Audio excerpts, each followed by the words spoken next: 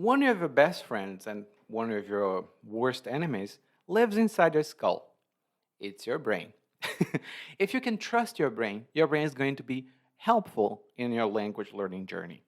If you want to learn only one language and it's the first time, give your brain some time, cut it some slack because it's doing the work for the first time in its iteration. But if it's the second, third, or fourth language and you still struggle learning languages, maybe you are pushing your brain too much. I say that because this is more attitudinal than strategic when it comes to learning a language, but you do have to trust your brain and your subconscious to learn the language. And today, I'm going to tell you a little bit more about the advantages of trusting your brain and why sometimes you should not. So, why did I say that your brain is your best friend? Well, it's your subconscious, actually. And I believe that the subconscious is somewhere in the brain.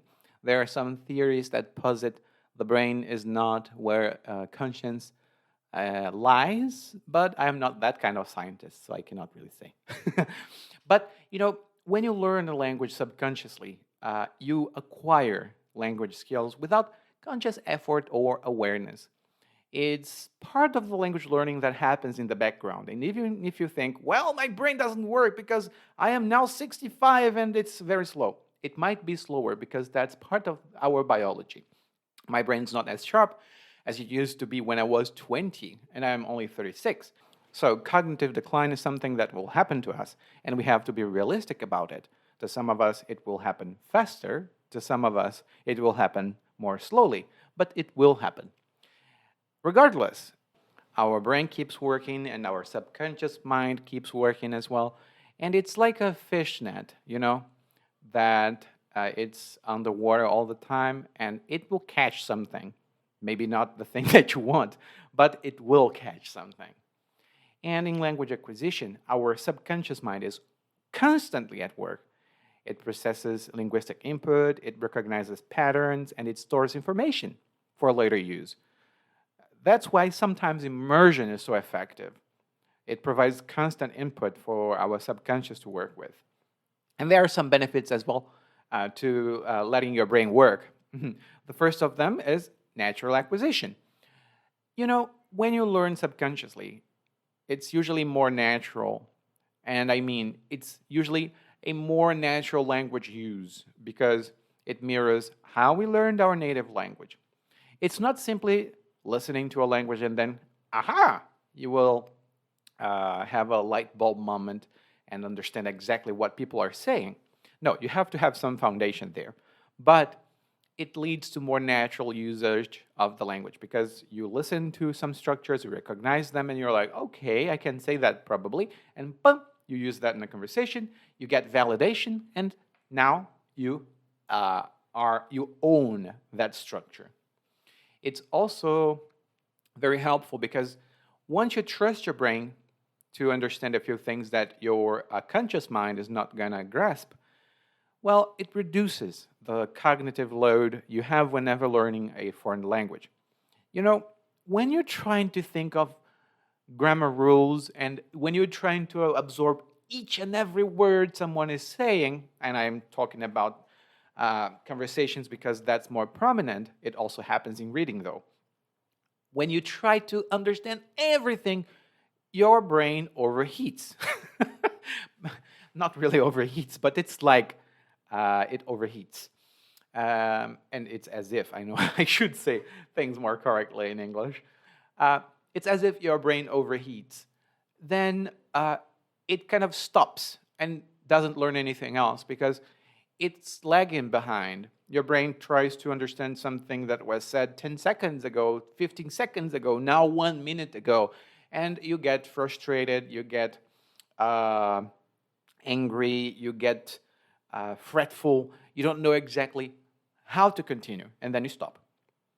So, if you trust your brain that, okay, if I understand the gist of it, I know there will be some things that I don't understand, but because I will hear those same words again some other time, I will understand everything. So I will focus on getting the gist of it. Hmm? It reduces the load that you give your brain. And it's very helpful for long-term retention of information as well, because information that you acquire subconsciously often gets ingrained in your mind, and it's easier to recall over the long term. It's a little bit like when you're watching telenovela. If you watch telenovelas, you will understand what I'm talking about. If not, think of series like those Netflix series that are very long with 1 hour episodes and 12 episodes each season and 10 seasons to watch, so it's like a lifetime. You watch the first episode, you don't really try to remember exactly everything that you see, but when you watch over 120 episodes, you can kind of pinpoint exactly the plot points that surprised you or the characters that you don't like, and you can say what you think about the series, but you didn't really get a book to learn that. You didn't stop after each episode and had a pop quiz about that. Mm-mm. You just watched it. It's the same logic here. It's not exactly the same mechanism, but you can get the idea. But if you trust your brain to do everything for you, well, that's going to be a little bit hard because it's very hard to measure or direct your subconscious learning. If you have goals, especially, for example, you're preparing for an exam or you want to learn a few words a day and stuff like that, if you don't have numbers, method, or something, it can get frustrating. So a little bit of control would be good.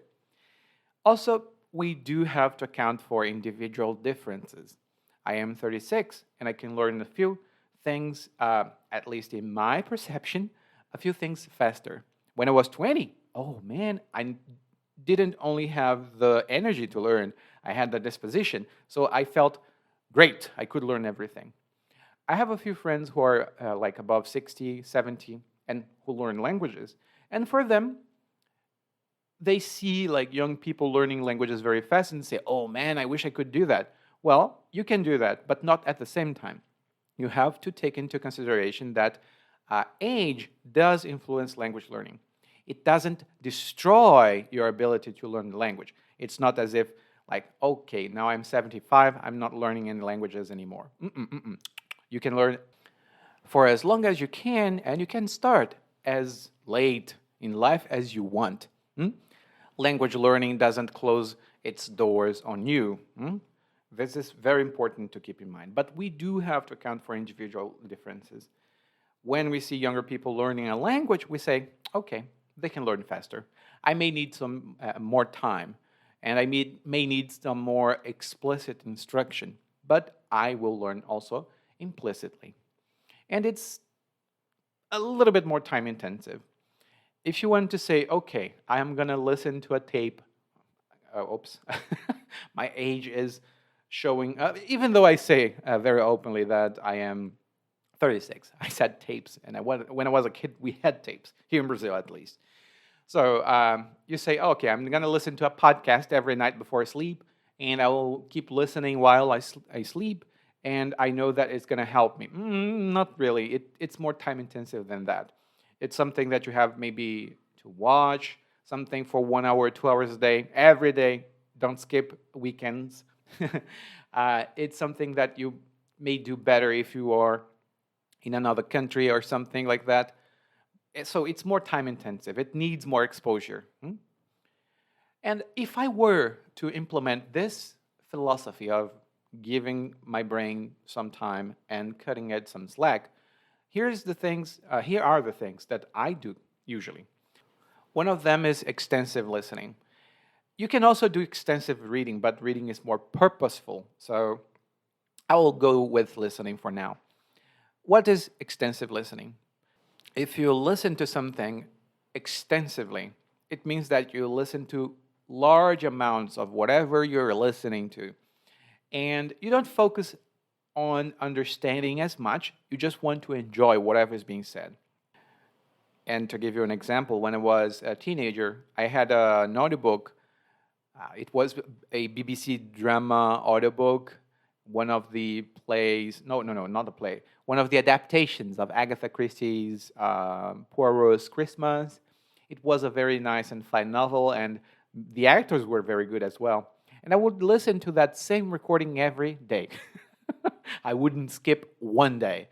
And at first, I didn't really understand everything. I knew the characters because I already read the book by the time, but I didn't really understand exactly everything that they were saying. So I listened to them once, and because it was a play, there was emotion for me to latch onto. There was discussions and arguments and stuff that I kind of can understand. So I understand the context. I don't understand the words. And just by listening to the same story every day, oh man, it helped me a lot. Of course, it kind of messed up with my accent at the time because nowadays some of my students say, "Oh, you have a very strong American accent."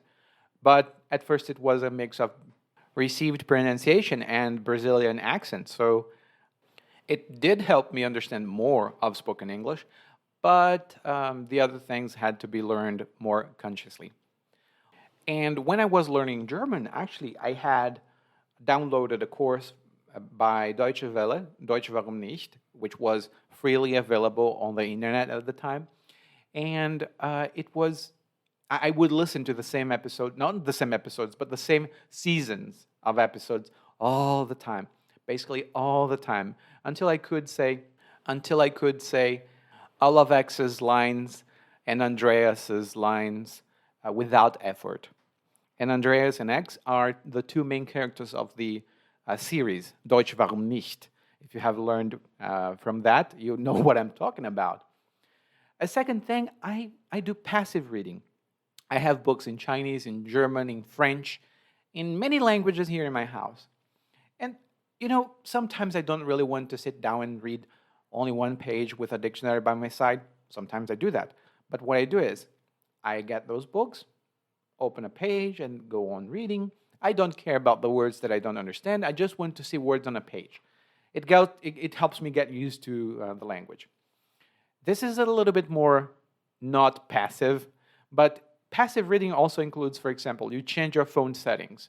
I have a student who is very fluent in Portuguese, and only now she changed her phone settings to Portuguese, and she said, "Oh, in Portuguese you don't say this word for delete; you'd say that word for delete."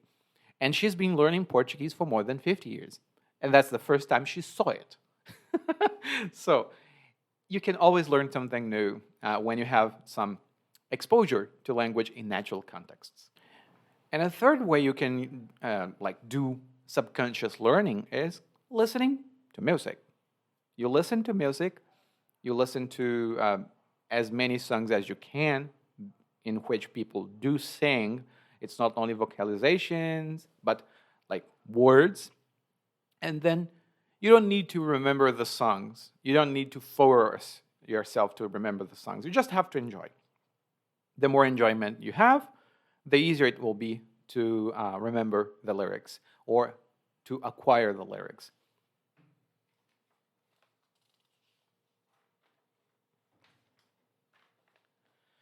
As you see, here I'm talking more about attitudes rather than strategies. Subconscious learning is not a technique. It's just something that you have to know, that your brain can do if you trust in it. If you want to learn subconsciously, you can create a rich input environment. You can surround yourself with the language as much as possible. You can have posters in Portuguese if you're learning Portuguese. You can change your phone settings to the language you're learning. You can put some music, in the language, in your target language. And you have to trust the process. You have to forget about, I have to understand everything now. No. Your brain, your subconscious is working even when you're not aware of it. And it's crucial.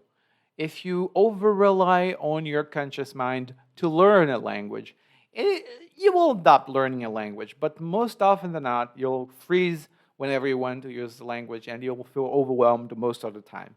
It's a balancing act, and it's a worthy one.